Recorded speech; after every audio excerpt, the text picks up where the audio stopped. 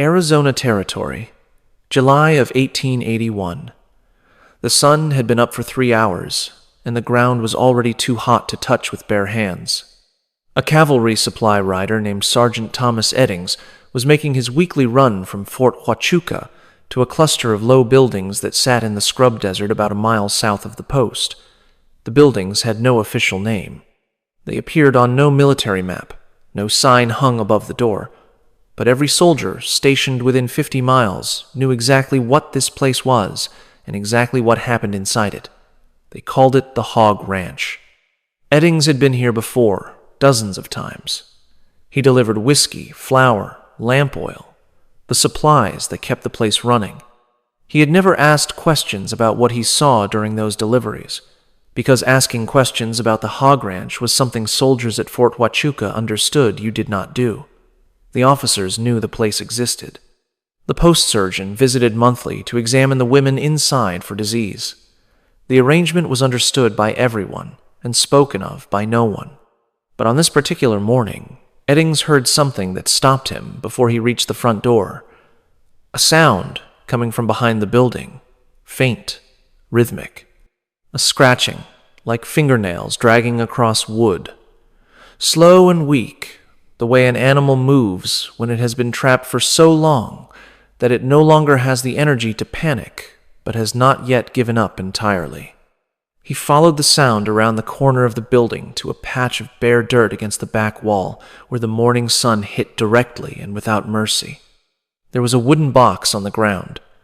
It was roughly 4 feet long, maybe 3 feet high, built from unfinished pine planks nailed together crudely, the kind of construction a man could finish in an hour with scrap lumber and a handful of nails. The lid was fastened shut. There were no air holes that Eddings could see. The wood was hot enough to blister skin. The temperature in the open air was already climbing past 100 degrees. Inside a sealed wooden box sitting in direct desert sunlight, the heat would have been unbearable. 130 degrees, 140, the kind of heat that cooks meat.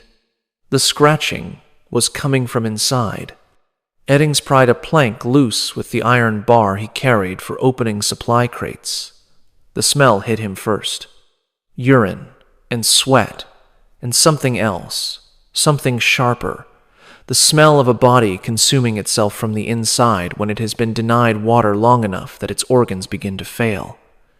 Then he saw her. A woman, curled on her side with her knees drawn up to her chest because the box was not large enough to allow any other position. Her dress was soaked through with sweat that had nowhere to evaporate in the sealed space.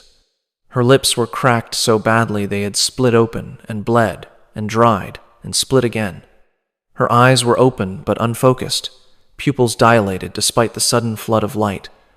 The way eyes look when the brain behind them has begun to shut down from heat and dehydration.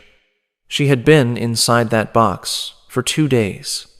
Her name does not survive in the record. What survives is the reason she was put there. 3 nights earlier, she had tried to leave the Hog Ranch. She had waited until the owner was asleep, walked out the back door, and started moving north toward the fort, toward the only collection of people within walking distance who might help her.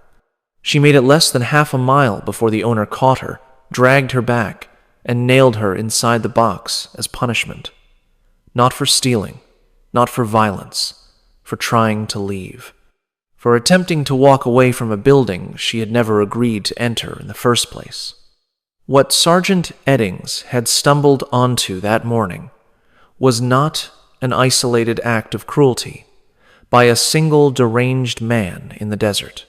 It was a system, a punishment system that operated across dozens of establishments stretched along the entire western military frontier, from the Texas Panhandle to the Montana Territory, from the plains of Kansas to the deserts of New Mexico.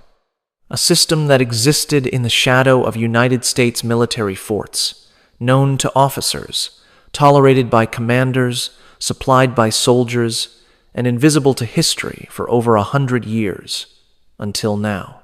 You have seen the Old West in films. You know the version, swinging saloon doors and piano music. Women in feathered dresses leaning over balcony railings with painted smiles, choosing their clients the way a shopkeeper chooses which customer to serve next. A world where everyone out west was free, where the frontier meant opportunity, where even the most disreputable professions carried a kind of romantic independence. That version is a lie. It was constructed by an entertainment industry that needed the American frontier to feel adventurous rather than horrifying, and it has been repeated so many times that most people have never questioned it. The reality of the western frontier was something else entirely. Beyond the cattle towns and mining camps that at least had sheriffs and newspapers and some fragile thread of legal order, there existed a shadow world built around military outposts in territory, so remote that federal law was a concept rather than a practice. In that shadow world, a system of forced labor, debt imprisonment, and physical punishment operated openly for nearly 4 decades. The women trapped inside it had no legal standing, no access to law enforcement, no realistic means of escape, and no one who would listen if they managed to speak. When the United States Army finally investigated some of these establishments toward the end of the century, officers who had survived combat against the Comanche and the Apache wrote in their reports that the conditions inside were among the worst things they had ever witnessed. Men who had seen battlefields said the hog ranches were worse. If you want to understand how a system this brutal could operate within sight of the American flag, within walking distance of United States soldiers, for decades without consequence, then you need to watch this entire video. Subscribe to this channel right now, because what I am about to reveal was deliberately buried, not by ancient history, not by a foreign civilization, by America, by your own country less than 150 years ago. Hit that subscribe button and make sure you stay until the end, because the connection between these frontier establishments and the United States military is something no school curriculum has ever dared to teach. To understand how the hog ranches came to exist, you need to understand what the Western military frontier actually was. Not the frontier of wagon trains and gold rushes, the other frontier. The one that existed after the Civil War ended in 1865, and the federal government turned its attention westward, with an army that suddenly had 250,000 soldiers and no war to fight. The solution was expansion, the Indian Wars, the systematic military occupation of territory stretching from the Mississippi River to the Pacific coast, and that occupation required forts. Between 1865 and 1890, the United States Army built or maintained over 200 military installations across the Western territories. Some were substantial posts with stone buildings and permanent garrisons. Most were not. Most were collections of wooden structures and canvas tents planted in landscapes so hostile that the Army's own records describe them with language closer to complaint than documentation. Fort Huachuca in southeastern Arizona, Fort Griffin in central Texas, Fort Laramie in Wyoming Territory, Fort Robinson in Nebraska.